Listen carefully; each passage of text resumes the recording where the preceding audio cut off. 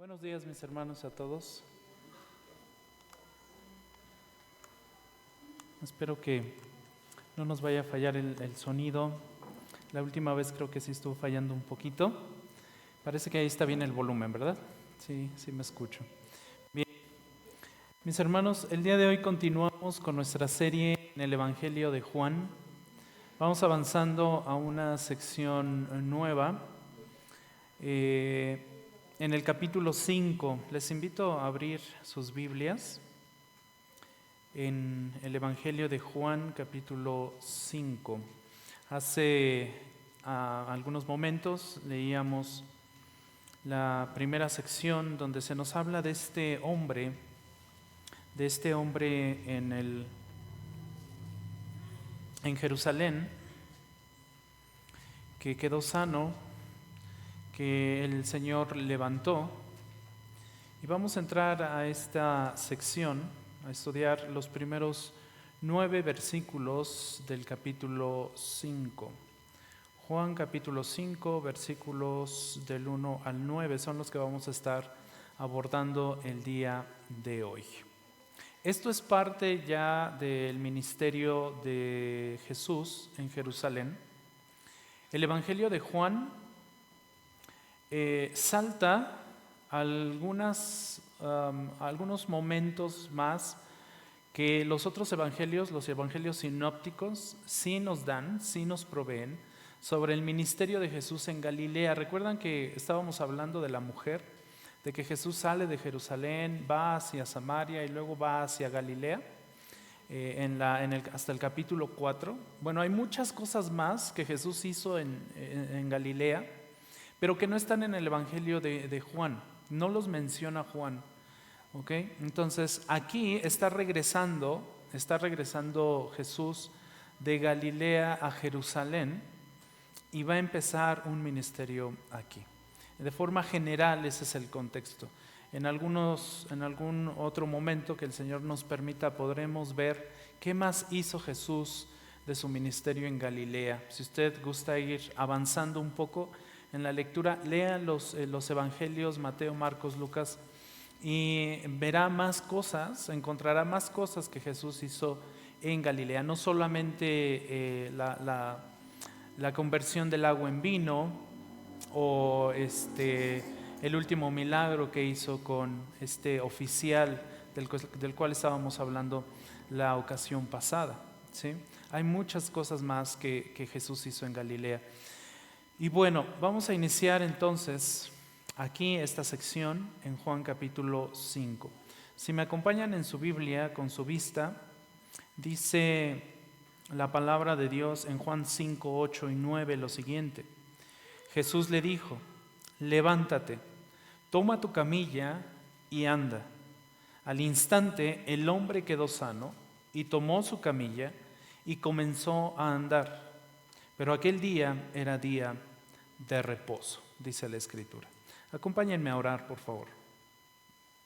Padre, te alabamos, te bendecimos, te damos muchas gracias, Señor, por esta enorme bendición que tú nos das de poder estar aquí, Señor, delante de ti, dándote gracias, cantándote, leyendo tu palabra, ofreciendo, Señor, estas ofrendas en gratitud, Señor, por toda la bendición que has derramado en esta iglesia. Padre, te rogamos también tu dirección, que, Señor, estas verdades que tú nos das en tu palabra, las podamos comprender adecuadamente, Señor, según tu propósito, según tu voluntad, y también, Señor, para que podamos aplicar estos principios de vida en nuestro diario vivir, con nuestras familias, con los que nos rodean. Te damos gracias en el nombre de Cristo Jesús. Amén. Jesús le dijo: levántate, toma tu camilla y anda. Cuando Jesús llega a este estanque de Betesda, fue recibido por una escena muy de mucha desesperación por parte de muchas personas. Había una multitud, dice la Escritura, una multitud de enfermos, así lo dice. Había mucha gente ahí enferma, había personas indefensas, había personas débiles, había personas sin poder para salvarse, sin poder para poderse levantar, sin energía, no podían, por supuesto, salvarse a sí mismas, pero se aferraban desesperadamente al más delgado hilo de la esperanza. En lo más profundo de su corazón, de su mente, tenían esperanza de que en algún momento podrían llegar a sanar, de que todo eso de lo que estaban padeciendo podría llegar a desaparecer. En esta sección, Juan nos presenta un milagro para mostrarnos que Jesús vino a rescatar a los perdidos realmente. Por supuesto, vino a sanar, vino a dar sanidad a muchas personas, y de eso tenemos muchísimos ejemplos en los evangelios del ministerio de Jesús, cómo sanaba, cómo fortalecía a los débiles, cómo rescataba a los perdidos, cómo daba vista a aquellos que no podían ver, cómo levantaba a los cojos, cómo hacía andar, cómo hacía caminar a las personas que no podían, pero sobre todo cómo les daba vida espiritual. ¿Cómo les daba vida espiritual? Que es precisamente el enfoque y es lo más importante.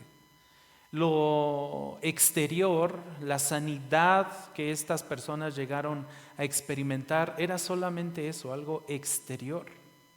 Por supuesto nos muestra la soberanía de Dios, por supuesto nos muestra el control de Dios, por supuesto nos muestra su gran poder, su infinito poder para hacer todo aquello que Él desea hacer, porque Él es Dios, pero sobre todo nos muestra su gran poder de dar vida. Así que estaremos viendo 3 puntos básicamente en este pasaje, del versículo 1 al 9. En primer lugar, vamos a ver la incapacidad espiritual del hombre. En segundo lugar, vamos a ver el fracaso de la superstición. Y en tercer lugar, vamos a ver el poder de Cristo para salvar. El poder de Cristo para salvar. Entonces, número 1, la incapacidad espiritual del hombre es nuestro primer punto. La incapacidad espiritual del hombre. Juan 5:1 nos dice, inicia esta sección diciendo: después de esto se celebraba una fiesta de los judíos y Jesús subió a Jerusalén. No sabemos cuánto tiempo transcurrió desde el relato anterior con el oficial. ¿Recuerdan que estuvimos hablando de este milagro de la sanidad del hijo del oficial? De cómo Jesús lo sanó aún sin ir a la casa del oficial. 25, 26 kilómetros aproximadamente, el Señor habló y el hijo del oficial fue sanado. Le dijo: puedes irte, tu hijo ya sanó y lo vas a encontrar sano, ¿no? El Señor actuando con su poder. No sabemos cuánto tiempo pasó desde ese momento con el oficial hasta este momento ahora en el estanque de Betesda. Ni siquiera sabemos qué fiesta fue. Juan no nos da el nombre de la fiesta.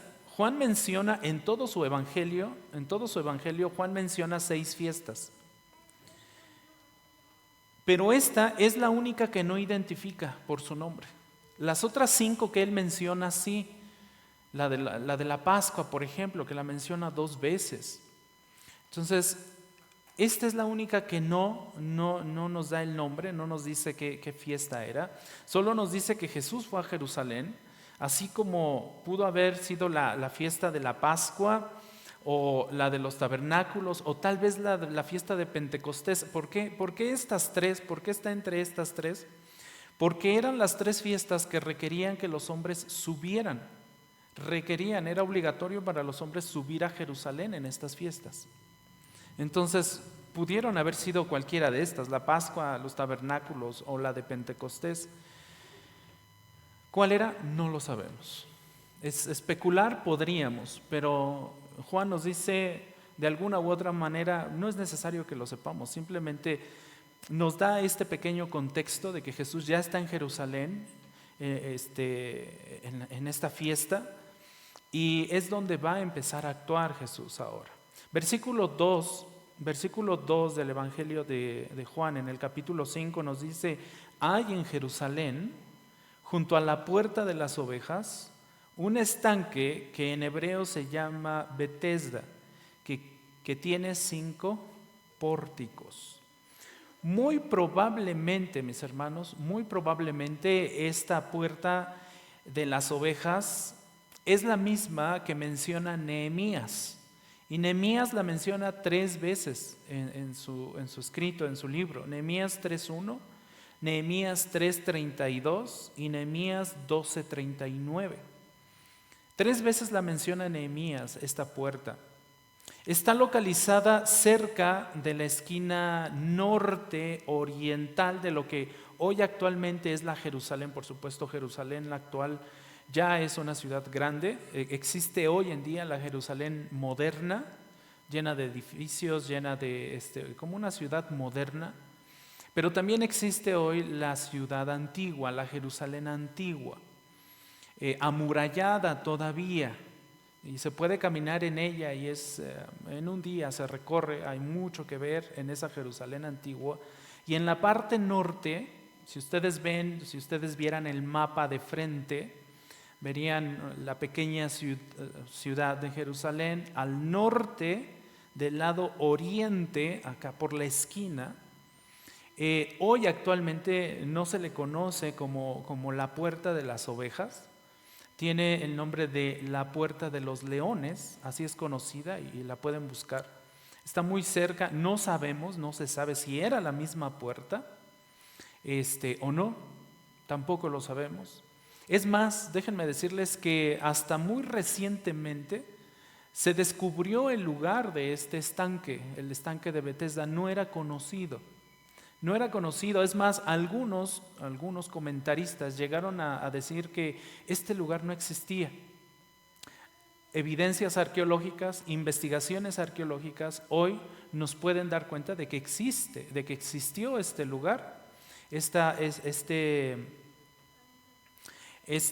estanque. Hoy, por supuesto, tampoco se le nombra como el estanque de Betesda. Hoy, como está situado junto a una iglesia católica de Santa Ana, así se le nombra, hoy se le conoce también a ese lugar arqueológico. Por supuesto ya no es un estanque, pero están las ruinas y se puede visitar, se puede entrar y observar cómo era. Se pueden observar parte de los pórticos de estas 5 puertas con las que contaba, con sus columnas. Y podríamos imaginarnos cómo estaba la gente ahí, los enfermos, ¿no? Hoy es conocido precisamente como la piscina de Santa Ana, hoy en la actualidad. Pero existe este lugar. Entonces, está localizado al norte, en la esquina nororiental del muro de la ciudad, no muy lejos del templo. No muy lejos del templo. E incluso hace ratito que leíamos el contexto con los versículos de abajo, vemos que Jesús se vuelve a encontrar con este hombre, ¿cierto? ¿Notaron ese detalle? Se vuelve a encontrar, pero en el templo, ¿cierto? Cerca del templo, no está muy lejos, si acaso 10 minutos caminando del estanque al templo. Es un lugar muy pequeño, les digo. Entonces, los arqueólogos descubren este lugar y se confirma que existe. Es interesante notar también el nombre de este estanque. Es Betesda en hebreo, dice la escritura, ¿verdad? Y Betesda quiere decir casa de los flujos o también casa de misericordia. Casa de misericordia. Creo que va muy alineado precisamente con lo que va a mostrar Jesús en este lugar, con la misericordia que iba a tener para con este hombre que estaba inválido, que no podía caminar, y al que le dice levántate. Muy acorde con el acto de misericordia que Jesús hizo en este sitio. Pero lo importante era la tragedia humana que se desarrollaba ante los ojos de nuestro Señor. Vean el versículo 3, por favor, aquí se está proyectando, o si no, ahí en sus Biblias. Dice Juan 5:3, en estos estaba en el suelo una multitud de enfermos, una multitud de ciegos, cojos, paralíticos que esperaban el movimiento del agua. Esta multitud de enfermos, esta multitud de débiles, esta multitud de impotentes, de indefensos, nos está ilustrando el estado espiritual de la raza humana como un todo. ¿Por qué podemos decir eso? ¿Por qué podemos decir que esta gente débil, enferma, nos está ilustrando la condición espiritual de la raza humana? Porque si regresamos tantito al contexto de los capítulos anteriores, notamos, por ejemplo, en Juan capítulo 3, que se nos presenta al hombre o a la humanidad en su orgullo total. ¿A través de quién? A través de Nicodemo. Un hombre orgulloso por lo que él era. Un hombre importante, una sociedad, una humanidad orgullosa por lo que es. Y cuando avanzamos al capítulo 4, cuando vimos la historia de la mujer samaritana, el capítulo 4 nos presenta a una humanidad sedienta, a través de la mujer junto al pozo, a esta mujer samaritana. Y en el capítulo 5, Juan nos está presentando a una humanidad quebrantada, a una humanidad débil, enferma espiritualmente, no solamente físicamente. Estoy seguro que de aquí muchísimos estamos enfermos de algo, aunque sea muy pequeño o aunque sea muy grave, pero padecemos algo, ¿no? Aunque sea un dolor de cabeza. Estamos enfermos, pero lo importante no es esa enfermedad física que nosotros tenemos, sino más bien la enfermedad espiritual en la que nosotros nos encontramos como humanidad. Así como estos enfermos estaban físicamente indefensos, débiles, así toda la humanidad es espiritualmente impotente y está apartada del dador de la vida, está apartada de Cristo, no busca a Dios. Las Escrituras enseñan que el hombre es espiritualmente impotente a causa de su pecado. Y esto ya sabemos y entendemos que viene a raíz de Génesis 3, cuando nuestros primeros padres caen en pecado y entonces toda la humanidad es contaminada con el pecado. Y por supuesto viene la muerte como consecuencia. Cuando nuestros primeros padres cayeron en pecado, la raza humana se corrompió, se echó a perder. Todo se echó a perder cuando la raza humana cayó. Por ello los hombres, por ello las mujeres en su estado caído no pueden creer la palabra de Dios. No quieren creer la palabra de Dios. Son incrédulos. La humanidad en general es incrédula. Se le dificulta mucho entender la palabra de Dios, y esto nos lo dice Pablo en su primera, o sea, lo dice Pablo, por supuesto, a la iglesia actual y en su momento a la primera iglesia de Corinto, iba a decir. A la iglesia de Corinto, en su primera carta, Pablo le dice en el capítulo 2, versículo 14, le dice: pero el hombre natural no acepta las cosas del Espíritu de Dios. ¿Por qué? Porque para él son ¿qué? Necedad. Para el hombre natural, la palabra de Dios, las cosas de Dios, las cosas del Espíritu, el Evangelio, son necedad. Y no las puede entender porque son cosas que se disciernen ¿cómo? Espiritualmente. Por eso a la humanidad se le dificulta entender la palabra de Dios. Por eso la humanidad no quiere saber de Dios. Porque son cosas que se disciernen espiritualmente. Hay que tener al Espíritu Santo para poder entender la verdad de Dios. Pablo también habla a la iglesia de Roma en el capítulo 8, versículo 7 y 8, y les dice: la mente puesta en la carne es enemiga ¿de quién? De Dios. Porque no se sujeta a la ley de Dios, no se sujeta a la palabra de Dios, pues ni siquiera puede hacerlo. Ni siquiera puede hacerlo. Versículo 8. Y los que están en la carne no pueden agradar a Dios. No pueden, mucho menos quieren agradar a Dios. Quieren agradar a la carne. La humanidad está en este tenor. Está con este deseo de agradarse a sí misma como humanidad, como hombres, como mujeres. Pero no quieren agradar a Dios, no quieren, no pueden, dice Pablo a los romanos. La Escritura declara no solo que los hombres y mujeres pecadoras no entenderán las cosas espirituales, sino que no se someterán a Dios. No se someterán a Dios voluntariamente o agradarán o buscarán agradar a Dios. Ni siquiera podemos hacerlo en nuestra propia naturaleza. Sin Dios no podemos hacerlo. Necesitamos al Espíritu Santo. Y esta es la condición espiritual representada por todas estas personas en el estanque de Betesda.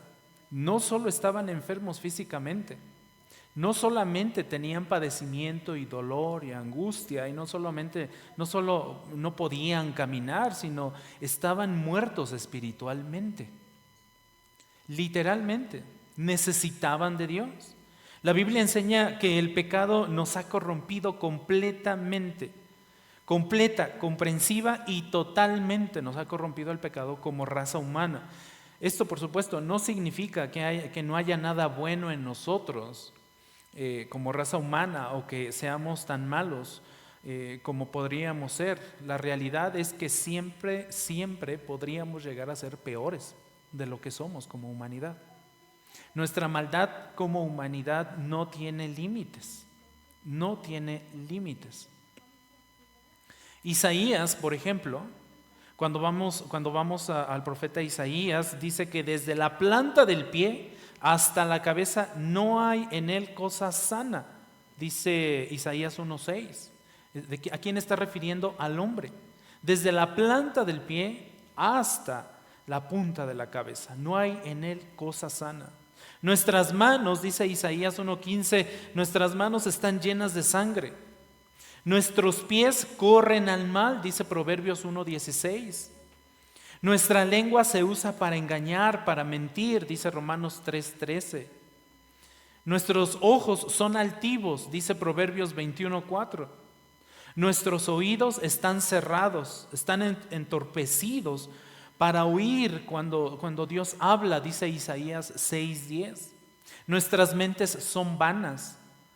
Nuestras mentes están entenebrecidas en entendimiento, dice Efesios 4:18.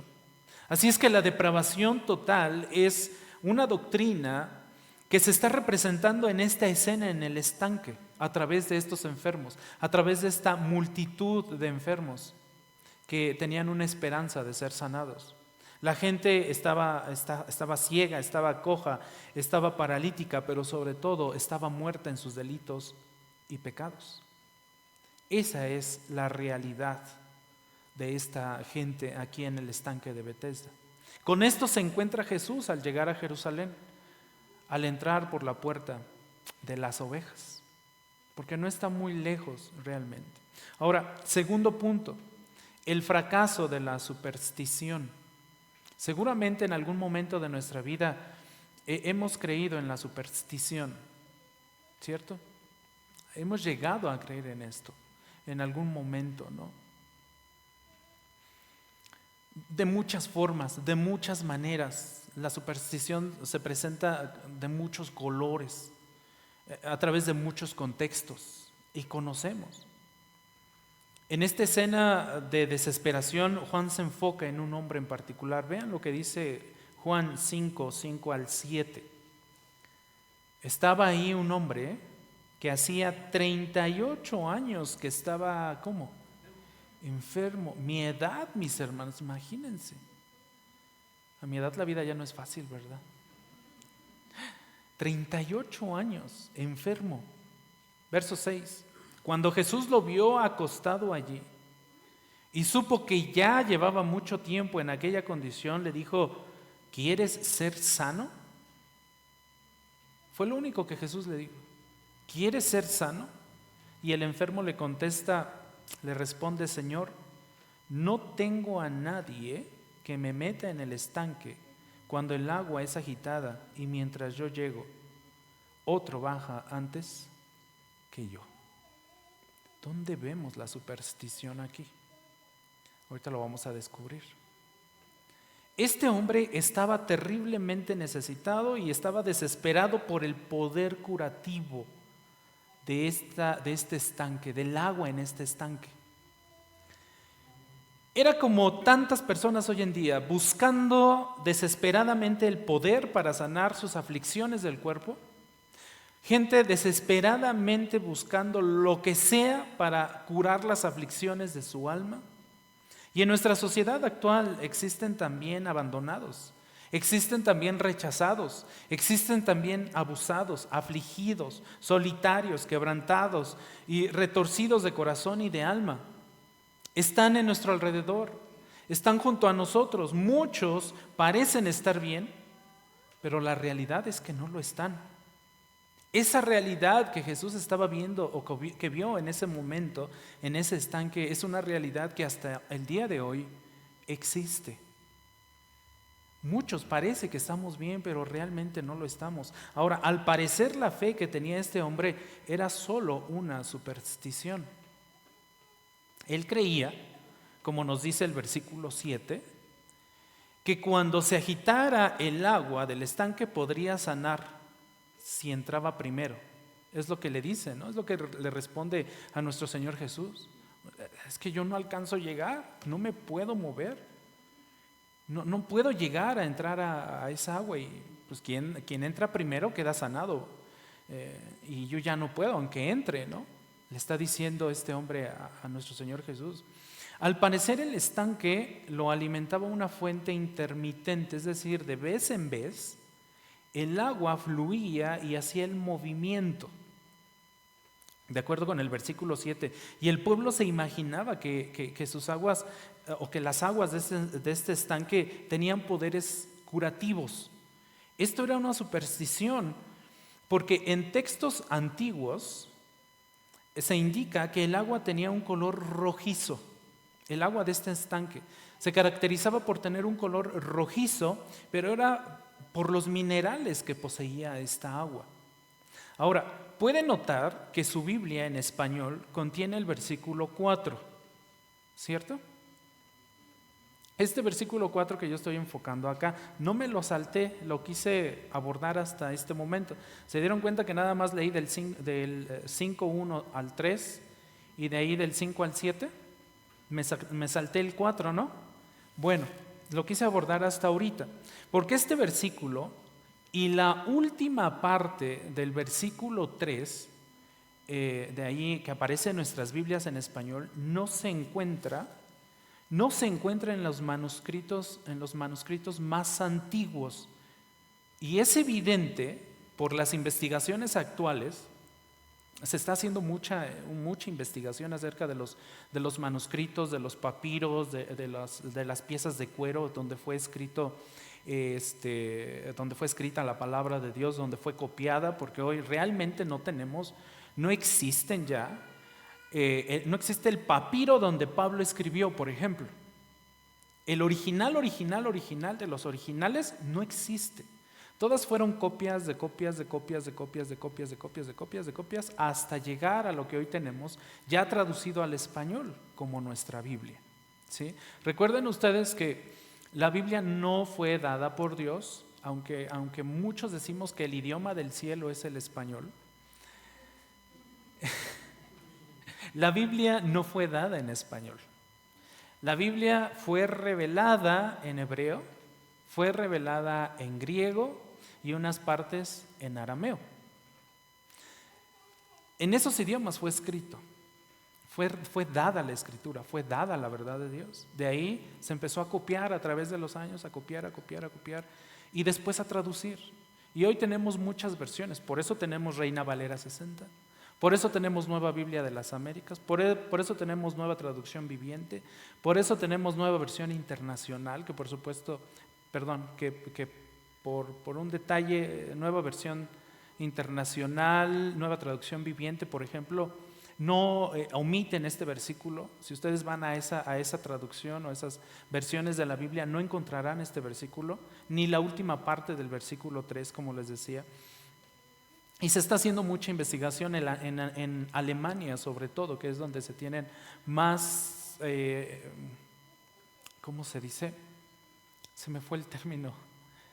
Más fragmentos de los originales o de los textos o de los papiros. Existe toda una organización ahí en Alemania que se está encargando de investigar todo eso y de fechar y de estar viendo y comparando todos los rollos que se van descubriendo y que van confirmando la verdad que hasta hoy tenemos. Lo cierto es que este versículo 4 y la última parte del 3, les digo, no están en los manuscritos más antiguos. Y es evidente por las investigaciones que fueron adiciones posteriores. Se ha llegado a la conclusión de que este versículo y el final de 3 fueron notas al margen. Pero ¿quién hizo esas notas al margen? los copistas, los que copiaban esos manuscritos. ¿Para qué? Para tratar de explicar, para tratar de aclarar la creencia popular sobre este estanque, por ejemplo. Lo que la gente, lo que el pueblo en general creía que sucedía al moverse el agua. Ellos decían, es que baja un ángel y mueve el agua. Noten lo que dice, porque un ángel del Señor descendía de vez en cuando al estanque y agitaba el agua, y el primero que descendía al estanque, después del movimiento del agua, quedaba curado de cualquier enfermedad que tuviera. Esto era lo que la gente en general pensaba, y lo que los que copiaron los manuscritos anotaron en un primer momento como una nota al margen. ¿Usted ha hecho una anotación al margen de un libro? Está el texto y sigue el texto y usted hace una pequeña anotación. Esta palabra me parece interesante por esto, por esto, por esto. ¿No? Así era y así aparece en los textos más antiguos.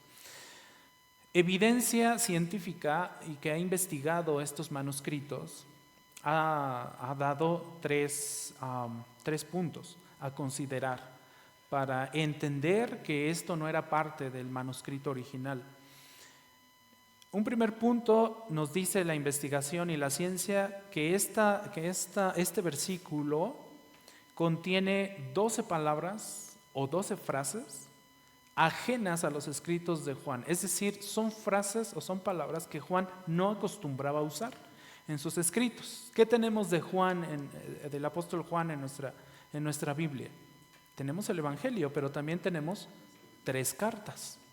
Cuando se analiza el griego, porque en español no se nota tanto, en español podríamos decir, no, pero pues si esas palabras también aparecen en las cartas, también aparecen en otros libros de la Biblia, porque lo estamos viendo en español.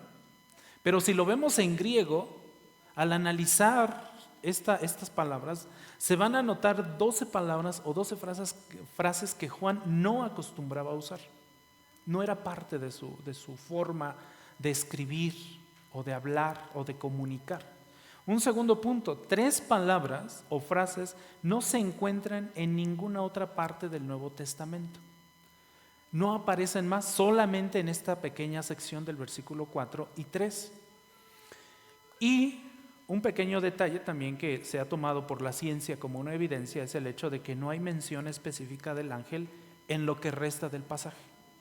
No se vuelve a mencionar. Solamente ahí. Entonces, esto ha sido evidencia hoy para llegar a la conclusión de que esto era una nota al margen, ¿sí? Que se escribió para buscar aclarar lo que la gente de ese momento creía de esta superstición. Ahora, al parecer, después de que Juan escribió su evangelio, los escribas, que eran las personas precisamente, ¿por qué creen que se llamaban escribas? Porque escribían, por eso se llamaban escribas. Los escribas agregaron este material, les decía, como nota al margen, pero también más adelante en la historia, Tertuliano, uno de los padres de la iglesia por ahí a finales del siglo II y principios del siglo III, refiere en sus escritos, en lo que él escribe, refiere a esto y lo menciona, bueno, a esta sección, y lo menciona como la superstición del ángel que movía el agua.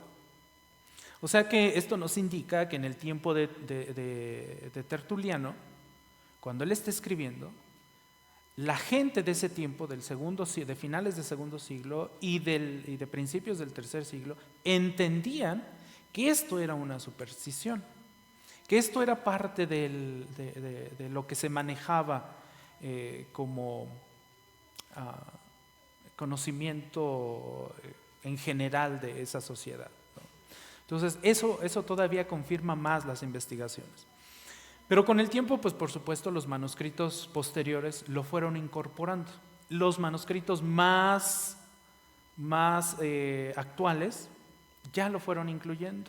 Y cuando la Biblia se tradujo al español o a otros idiomas, también lo incluyeron. Por eso hoy lo tenemos ahí. Ahora, ¿esto afecta el contenido de la verdad de Dios? No. No es el único caso que tenemos en la Escritura, y en algún otro momento esperemos que el Señor nos permita llegar a otros pasajes, porque también hay otros casos. Hay otros casos en las cartas donde es la misma situación, donde se ve y hay evidencia científica de que fue la misma situación, pero en ninguno de los casos, hermanos, iglesia, en ninguno de los casos estas adiciones o estas notas al margen que después vinieron a través del tiempo a formar parte del texto, afecta lo que el Señor revela, o cambia o distorsiona la verdad que el Señor nos está dando de su palabra. ¿Sí? Creo que es importante que supiéramos esto, que lo tengamos en mente. Versículo 4.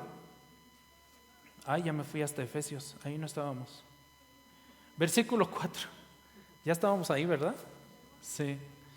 Este versículo, como ya entendemos, no se encuentra en los manuscritos, pero al verlo como una nota al margen, nos da una buena idea de lo que creía este hombre y la multitud de enfermos ahí. Y era el propósito original de quien escribió esas notas al margen. El pueblo creía en las supersticiones. La superstición era su religión en ese momento, en ese tiempo. Tenían sus ojos puestos en todo, menos en Dios. ¿En qué tenía puestos sus ojos este hombre? En el agua. Estaba confiando en el agua. Es como cuando en algún momento de nuestra vida llegamos a confiar en el hilo rojo. ¿Qué hace el hilo rojo? ¿Mandé? Quita el hipo, dice nuestro pastor.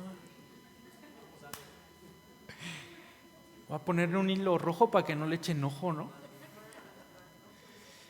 ¿Qué pasa cuando soñamos víboras? Estamos bien dormiditos en nuestra cama y soñamos víboras. ¿Qué pasa? Están hablando de nosotros, nos están vivoreando. Esas son puras supersticiones. ¿Se entiende lo que es una superstición? No es que yo crea en ello, es un ejemplo nada más. Pero así hay muchas cosas que llegamos a creer. Esto era un caso en esa sociedad. Era un caso en esa sociedad. El pueblo creía en esto. Tenían sus ojos puestos en lo material y no en lo espiritual. Mismo caso con Nicodemo, ¿qué creen? Nicodemo, tienes que nacer de nuevo, le dijo el Señor Jesús, ¿no? ¿Lo recuerdan? ¿Y qué le dijo Nicodemo? Pero ¿cómo, Señor? ¿Cómo voy a volver a entrar al vientre de mi madre? No voy a poder. Y luego si estaba chonchito, menos. Estaba enfocado Nicodemo ¿en qué? En lo material y no en lo espiritual. Mismo caso con la samaritana. Ven, mira, si tomas de esta agua, no vas a volver a tener sed. ¿Recuerdan eso? ¿Y qué le dijo la mujer? Dame de esa agua para que yo ya no vuelva a tener sed y ya no venga, ya no tenga que venir hasta este lugar a sacar el agua. ¿Cierto? ¿En qué estaba enfocada la mujer? En lo material y no en lo espiritual. Oye, ¿quieres ser sano? Señor, pero no hay quien me lleve. Llevo 38 años aquí, nadie me ha ayudado. ¿En qué estaba enfocado este hombre? En lo material. ¿En dónde estaba su fe? En el agua. ¿Estaba buscando al Señor? Yo creo que este hombre pudo haber utilizado esos 38 años para rogar por la misericordia y la gracia de Dios, a estar ahí sentado esperando. 38 años. Y sin embargo el Señor tuvo misericordia de él. Estaba enfocado en lo material, no en lo espiritual. Pero la religión de la Biblia, pero el verdadero cristianismo no es el misticismo supersticioso. Más bien es una religión de fe, una obediencia al Dios de gracia y de poder. Si queremos definir al cristianismo como una religión, esta es la verdadera religión. Esta es la verdadera religión. Una religión que basa su fe en la obediencia a Dios, no en lo material, no en lo superficial y mucho menos en las supersticiones. Debemos mirar a Dios, no debemos mirar a estanques, no debemos mirar a aguas, no debemos mirar a artefactos antiguos, no debemos mirar a imágenes. Todo eso, cualquier cosa que miremos fuera de Dios es idolatría. Cualquier cosa en la que confiemos fuera de Dios es idolatría. De verdad que yo le doy muchas gracias a Dios que en su soberanía Él no permitió que los manuscritos originales que escribió Juan, que escribió Pablo, que escribió Moisés se preservaran. ¿Saben qué hubiéramos hecho con eso? Idolatrarlos. Le doy muchas gracias a Dios de que el madero donde Jesús fue crucificado, hoy no lo tengamos. ¿Qué hubiéramos hecho con ello? Idolatrarlo. Hoy se habla de un supuesto manto. Yo tengo, de verdad, le doy gracias a Dios y yo creo firmemente en que ese no fue el manto de Jesús. Y muchas otras cosas que podríamos nosotros llegar a idolatrar. Ese no es el punto. El punto es que nosotros volteemos a ver a Dios. El punto para este hombre no era el agua, sino que buscara a Dios. Debemos mirar a Dios. El cristianismo bíblico no cree en la superstición, sino en la gracia divina recibida a través de la fe. Y conocemos este pasaje allá en que Pablo le escribe a la iglesia de Éfeso, ¿no? Porque por gracia, ¿ustedes qué? Han sido salvados por medio de la fe. Y esto no procede de ustedes, sino que es un don de Dios, no por obras para que nadie se gloríe. Todo lo que tienes que hacer para que tus oraciones sean respondidas de acuerdo a la voluntad soberana de Dios es ser hijo de Dios. Es ser hijo de Dios. A veces también hemos llegado a pensar que, por supuesto, la escritura nos manda a orar unos por otros, ¿cierto? Que nos sostengamos en oración. Pero de pronto, si llegamos, yo en algún momento lo llegué a creer así, llegamos a creer y a pensar de que, le voy a decir al pastor que ore por mí, porque su oración tiene más poder, porque a él sí el Señor lo va a escuchar. Por supuesto, tenemos la responsabilidad de orar unos por otros, pero el pastor no tiene un mayor acceso a Dios. Todos hoy tenemos un acceso directo a Dios y todos podemos ser escuchados por Dios. De alguna u otra forma, podríamos llegar, al menos yo sí caí en ese error y llegué a pensarlo así por mucho tiempo. De pequeño, cuando iba creciendo y cuando mi mente todavía estaba entenebrecida, yo lo llegué a ver así. Podemos caer. Fue esto una religión falsa. Fue la superstición lo que llevó a este hombre inválido a pasar casi 4 décadas esperando que algo de esta vida le pudiera sanar. Hoy muchos están buscando y buscando y siguen buscando aquello que les puede sanar, pero no voltean a ver a Dios. Siguen buscando muchas cosas, siguen buscando modas, siguen buscando programas evangélicos, siguen buscando programas, terapias, hoy hasta hay terapias cristianas. Siguen buscando muchas personas, incluso píldoras cristianas. Hay iglesias que te venden un pañuelito y que dicen, mira, con este pañuelito te vas a limpiar y tus problemas se van a ir. ¿Qué es eso? Idolatría, superstición. Hay muchos que están buscando experiencias. Hay muchos que están buscando emociones. Hay muchos enfermos. Quieren ser sanados. Están buscando todo sin recibir nunca el verdadero poder de la vida. Como estos hombres, como este hombre. Todo aquello que no nos lleve a la fe personal en Cristo a través del conocimiento de la palabra de Dios, todo eso siempre carecerá del verdadero poder para impartir vida espiritual a nuestras almas. Lo que Jesús quiere darnos es vida espiritual. ¿Se la dio a Nicodemo? Hasta donde hemos avanzado en el capítulo 3 todavía no, pero más adelante la Escritura nos confirma que Nicodemo llegó a ser salvo.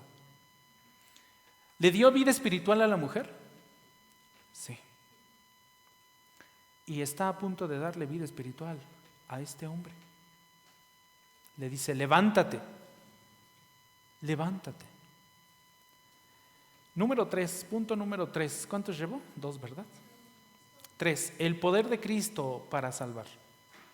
El poder de Cristo para salvar. La buena noticia para el hombre junto al estanque fue que Jesús entró en su vida. Este es el evangelio para este hombre y este es el evangelio para nosotros también si no hemos creído en Cristo. Jesús puede entrar en nuestra vida. Llama la atención que Jesús bien lo pudo haber reprendido por su idolatría. Bien le pudo haber dicho muchas cosas y no se lo dijo. ¿Lo notaron? Nada más lo vio que había pasado ahí mucho tiempo y le hace una sola pregunta. ¿Qué le preguntó? ¿Quieres ser sanado? ¿Quieres ser sano? No lo reprendió por su idolatría práctica. Jesús lo vio y conoció su desesperación. Juan 5:6, noten. Cuando Jesús lo vio acostado allí y supo que ya llevaba mucho tiempo en aquella condición, le dijo, ¿quieres ser sano? ¿Qué vemos aquí? Misericordia y gracia por parte de Jesús hacia este hombre. ¿Merecía esta gracia y merecía esta misericordia este hombre? No. Como ninguno de nosotros lo merece. Como ninguna persona en la humanidad, ninguna persona en la raza humana merece esta misericordia de Dios, ni este amor de Dios, ni esta gracia de Dios. Y sin embargo, Dios la da y nos da el don. La misericordia ilimitada de Jesucristo es lo que estamos viendo aquí. Simplemente preguntó, ¿quieres ser sanado? Así tuvo Jesús misericordia de los perdidos. Así tuvo Jesús misericordia de cada uno de nosotros. En sus Biblias, ahí en Efesios capítulo 2, versículos 4 al 5, se nos recuerda de dónde fuimos sacados. Efesios 2, sí les dije 2, ¿verdad? Sí. 2, 4 y 5, noten lo que dice. Pero Dios, que es rico ¿en qué, iglesia? En misericordia. Y esta es misericordia tras misericordia, tras misericordia, tras misericordia. Sus misericordias, dice el salmista, son nuevas cada mañana. Dios, que es rico en misericordia, por causa del gran amor con que nos amó, aun cuando estábamos muertos en nuestros delitos, nos dio vida juntamente con Cristo. Aun cuando estábamos muertos, aun cuando estábamos enfermos, aun cuando estábamos ahí paralíticos, aun cuando estábamos ahí cojos, tirados en el piso, ahí en el pórtico, junto al estanque de Betesda, ahí el Señor mostró misericordia. ¿Qué significa Betesda? Dijimos, casa de misericordia. Esa misericordia mostrada en el estanque es la misma misericordia que hoy nosotros podemos experimentar, o hemos experimentado si ya somos hijos de Dios. Y que pueden experimentar aquellos que no han creído en Cristo. La misma misericordia. Porque esa multitud de enfermos que existió, existe hoy en día. Y aún más. Aún más. No es un método, no es un programa, no son las emociones, no es una religión, sino el poder de Jesús lo que necesitamos. Necesitamos a Jesús. ¿Quieres ser sanado? ¿Quieres ser sano? ¿Qué necesitamos hacer? Pedírselo. Simplemente. ¿Él tiene el poder para hacerlo? Sí. ¿Él tiene el poder para sanarnos? Sí. ¿Él tiene el poder para darnos vida? Sí. Aun cuando estábamos muertos en nuestros delitos y pecados, ¿nos dio qué? Vida. A ver, vamos a hacer un experimento. Vamos al panteón y tratemos de darle vida a uno de los difuntos de ahí. No tenemos esa capacidad. Nadie tiene esa capacidad. Nadie. Solamente Dios tiene la capacidad de hablar y sanar al hijo del oficial. ¿Lo recuerdan? Solamente Dios tiene la capacidad de hablar y que las cosas sean hechas, como en Génesis 1. Y dijo Dios y fue hecho. Y dijo Dios y fue hecho. Y dijo Dios y fue hecho. Al paralítico le dijo, levántate. ¿Y qué pasó después? Se sanó, se paró y caminó. Al instante, ni siquiera tuvo un momento o un proceso de recuperación. Al instante, como si nada hubiera, como si esos 38 años ahí tirado no hubieran existido. Jesús tiene el poder de hacer esto. Cuando nosotros vamos ahí a Juan capítulo 5, versículo 8 y 9, podemos ver este gran poder. Jesús le dijo, levántate, toma tu camilla y ¿qué? Y anda. Al instante, en ese momento, dice el griego, en ese preciso momento, ¿cómo fue la creación en Génesis 1? Al instante, Jesús dijo, sí, Jesús, Dios, el Espíritu Santo estaban en la creación. Dios dijo, hágase la luz y fue la luz al instante. Creó el sol, creó las estrellas, creó la luna y fue al instante. ¿Había llovido sobre la tierra? No. E hizo crecer toda la vegetación. Al instante, es esta misericordia. Al instante el hombre quedó sano y tomó su camilla y comenzó ¿a qué? A andar. Voy a dejar la última parte de este versículo 9 para la siguiente entrega, porque ese es el link para la siguiente sección que continúa esta historia realmente, porque aquí no acaba, continúa. Pero esto es poder y representa todo lo que Jesús puede hacer por aquellos que lo miran con fe. Es interesante ver más adelante en Juan 5:21, noten lo que dice. Dice, porque así como el Padre, noten, aquí está hablando del Padre. ¿Qué hace el Padre? Levanta ¿a quiénes? A los muertos. ¿Y qué? Y les da vida. ¿De dónde acabamos de ver estas palabras? En Efesios, ¿cierto? ¿Son las palabras de Efesios? ¿O no? ¿Sí o no? ¿Efesios qué? 2. Pero Dios, que es rico en misericordia por causa del gran amor con que nos amó, aun cuando estábamos muertos, nos dio vida. ¿Notaron? Juan 5:21 nos está hablando de esto también. El Padre levanta a los muertos y les da vida. Asimismo, el Hijo también da vida a los que Él quiere. ¿Jesús tiene el mismo poder? Sí. La Escritura dice que sí. La Escritura dice que sí, Jesús tiene el mismo poder. La sola palabra de Jesús es suficiente para sanar al enfermo. Esta palabra griega, que se traduce aquí en el versículo 21 como levanta a los muertos o levanta, realmente este verbo, es la misma palabra griega que Jesús le dijo al paralítico, a este hombre, levántate, la mismita, levántate.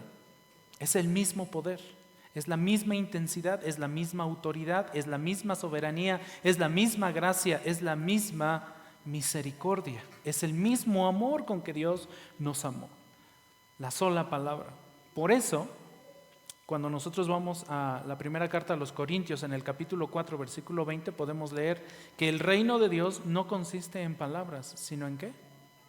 En poder. El poder de Dios, el poder de Cristo. El poder del Hijo sanando y dando vida, levantando a los que no pueden caminar. Juan, capítulo 11, versículos 43 al 44. ¿Recuerdan que Jesús lloró por uno de sus grandes amigos? ¿Quién era? Lázaro. Habiendo dicho esto, gritó fuerte Jesús y le dijo, Lázaro. ¿Qué le dijo? Sal fuera, ven fuera. Ya estaba, Lázaro ya tenía días allá adentro.